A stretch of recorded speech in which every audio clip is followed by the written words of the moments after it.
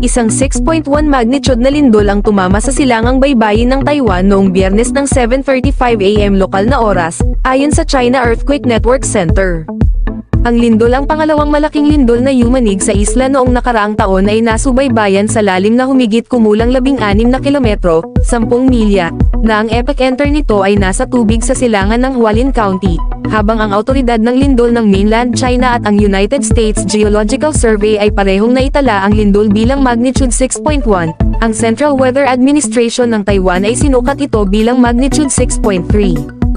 Inilipat ni Marcos ang Ninoy Aquino holiday sa ika-23 ng Agosto taong 2024. Dapat din aniyang panatilihin ang kaugnayan ng Ninoy Aquino Day.